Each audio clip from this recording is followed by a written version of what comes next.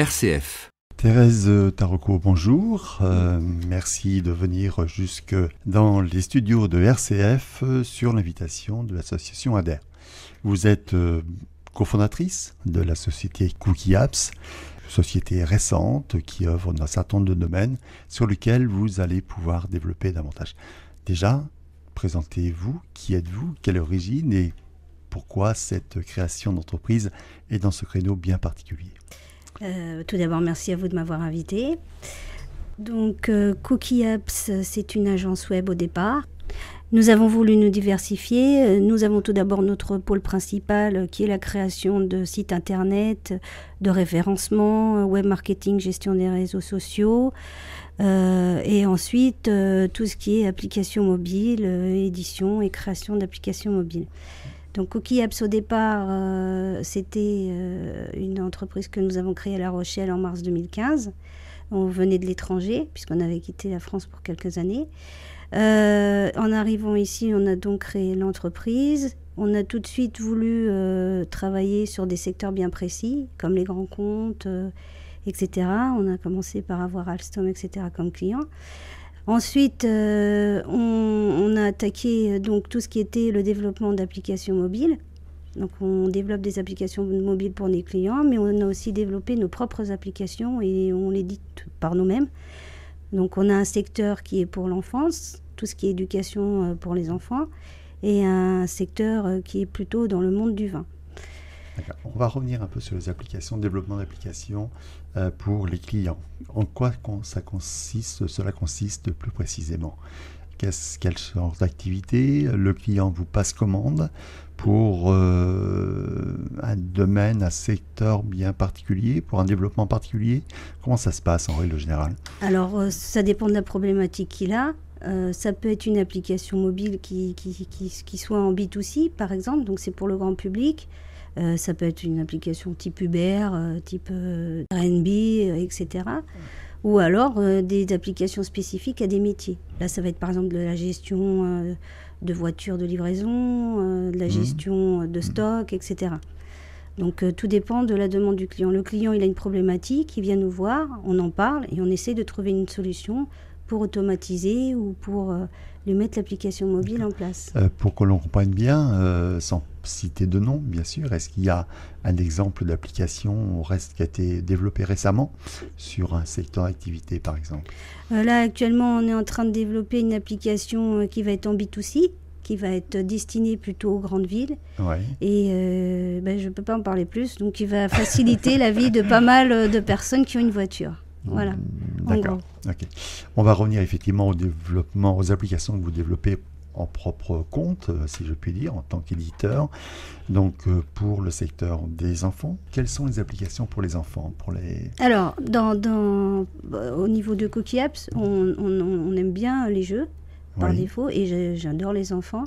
Mais je trouve qu'un jeu doit toujours avoir une option éducative. C'est pour ça que nous créons des jeux, mais qui sont éducatifs. Alors, on a créé Pets Rush, qui développe l'agilité et la concentration, donc des tout petits. C'est un jeu assez addictif, où on peut jouer, si on fait la queue dans un magasin, les parents peuvent donner le jeu et ils peuvent l'interrompre à n'importe quel moment. Il n'y a pas de frustration pour l'enfant, parce que ça aussi c'est important, dans les jeux qu'il n'y ait pas de frustration pour l'enfant.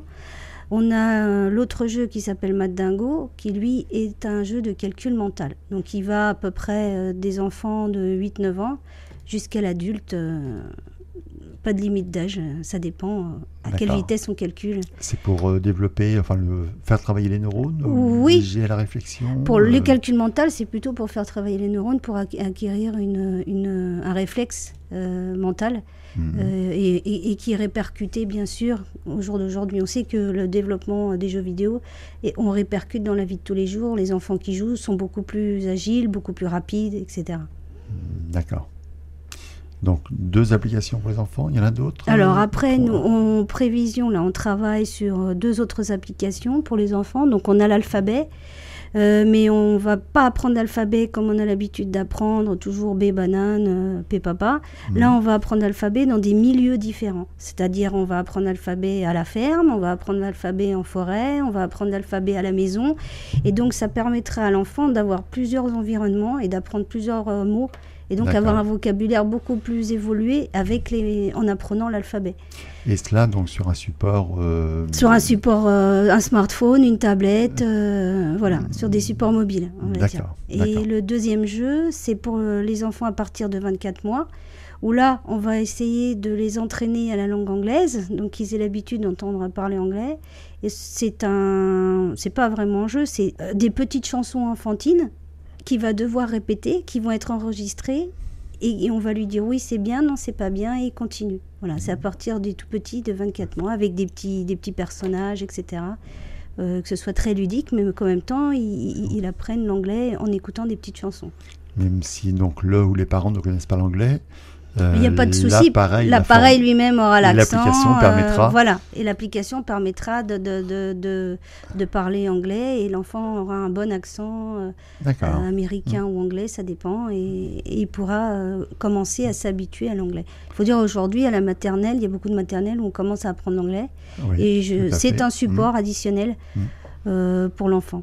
D'accord. C'est bien, c'est nouveau, et c'est bien de penser à toutes les tranches d'âge. Vous pensez aux petits, mais vous pensez aussi aux grands, aux adultes, dans un autre domaine qui n'a rien à voir effectivement avec ce que l'on vient d'évoquer, mais qui est aussi très apprécié par un certain nombre de personnes. Oui. C'est-à-dire... Le monde du vin. Voilà. Donc j'adore le vin. On ne vous attend pas sur ce secteur-là, mais pourquoi pas. C'est une passion que j'ai, c'est le vin. Et j'ai donc, par hasard, suite à une petite histoire qui s'est passée dans ma famille, décidé de travailler aussi dans ce secteur. Nous avons donc développé un jeu qui s'appelle le Grand Quiz du vin, où vous avez 5 catégories, les millésimes, les grands crus, etc., où vous pouvez vous amuser. On peut jouer à plusieurs. Donc tout ça toujours sur smartphone et sur tablette. Et vous obtenez des points, et donc à un moment des échelons, vous êtes grand sommelier, petit sommelier, etc. C'est plutôt un jeu très divertissant, mais où on apprend toutefois le vocabulaire et l'histoire du monde du vin. Et ça, vous le faites seul ou vous le développez avec un professionnel? Alors ça, on l'a fait seul. Après, on s'est, entre guillemets, cultivé dans le monde du vin. On a beaucoup lu. Et on développe nous-mêmes les questions et les réponses. Et comment s'appelle ce jeu? Alors le jeu, c'est le Grand Quiz du vin. Il est sur Apple Store et sur Android, sur Google Play. Et il y a un développement qui est donné à cette application? Alors oui, on va l'enrichir tous les 3-4 mois, on rajoute 100 questions. Donc c'est in fine, on va l'enrichir. À un moment donné... on va peut-être jamais arriver au bout de toutes les questions, parce que le monde du vin est tellement vaste que c'est parfait, quoi, on s'ennuie jamais. À côté de cela, on a créé le premier réseau social pour les amateurs de vin qui s'appelle Wine Connect. Et là, vous avez un vrai réseau social comme on l'entend, un peu genre Facebook, mais pour le monde du vin, qui n'est dédié qu'au monde du vin. Aussi bien les amateurs que les professionnels peuvent se retrouver dans ce réseau, dans cette atmosphère un peu spéciale, mais très conviviale, puisque le monde du vin, c'est quand même très convivial, et où on peut échanger sur le vin qu'on a bu, sur le vin qu'on recherche, la vigne qu'on a visitée. Les professionnels peuvent échanger entre eux s'ils ont un problème ou quoi que ce soit. C'est vraiment un endroit où notre leitmotiv, c'est découvrir, partager et déguster, et le réseau social, c'est vraiment ça. Voilà. Et pour finir, toujours dans le monde du vin, nous sommes en train de développer un objet connecté qui s'adressera aussi au monde du vin. Alors les objets connectés, ça fait partie aussi des applications, des développements qu'envisage éventuellement la société Cookie Apps. Voilà, nous, notre spécialité, c'est le développement de l'application qui sera embarquée sur l'objet connecté et qui sera sur le mobile. On travaille avec des prestataires externes pour tout ce qui est l'objet en lui-même et le design, puisque c'est pas notre spécialité. Mais on va développer ce côté objet connecté, puisque c'est quelque chose que j'aime beaucoup. Moi, je travaille beaucoup je développe beaucoup l'entreprise par rapport à ce que j'aime. Je trouve que c'est super important, parce qu'on a du plaisir à travailler, on compte plus les heures et c'est pas très grave. Et donc oui, on va développer tout ce qui est côté vin. On va vraiment aller là-dedans et nous développer aussi là-dessus. Mais on gardera toujours les 3 secteurs. C'est important. Moi, je suis quelqu'un qui m'ennuie rapidement, donc j'ai besoin d'avoir une palette devant moi assez diversifiée pour pouvoir passer de l'une à l'autre et ne jamais m'ennuyer. Voilà. Comment vous est venu le nom de Cookie Apps, justement ? Alors, Cookie Apps. Cookie, c'est un mot qui est japonais, qui veut dire brillant, et apps pour application. Donc, au départ, c'était pour dire on fait des applications brillantes, de qualité. Et derrière, effectivement, on peut y mettre tout ce que l'on veut, toutes les applications dans tous les domaines d'activité. Exactement. Donc, c'est une entreprise effectivement que vous développez sur La Rochelle. Actuellement, vous êtes hébergé dans une pépinière d'entreprise de La Rochelle, Créatio-TIC, pour ceux qui connaissent un peu le secteur économique de La Rochelle. Et donc, le service du développement économique de la communauté d'agglomération de La Rochelle met à votre disposition non seulement ces locaux, mais également des dispositions comme les salles de réunion, mais également des conseillers, les responsables de la pépinière, qui viennent apporter leurs conseils, leur avis, un certain nombre de choses. Alors que vous pouvez solliciter auprès de la CDA et donc pour avoir des compléments d'information, mais la CDA aussi récemment a signé justement avec l'association ADER une convention de partenariat pour ajouter un complément à cette offre, si je puis dire, auprès des entreprises qu'elle héberge, à savoir le mentorat. Donc vous avez demandé à bénéficier de cette disposition nouvelle. Donc les premières rencontres ont eu lieu au mois de juin dernier. Donc qu'est-ce que vous entendez par le mentorat ? Quelles sont vos attentes dans ce domaine-là ? Le mentorat est un process qui vient du Canada, qui a une certaine histoire, effectivement, qui a déjà 30 ans d'histoire au Canada. En France, c'est un domaine qui vient simplement de se développer.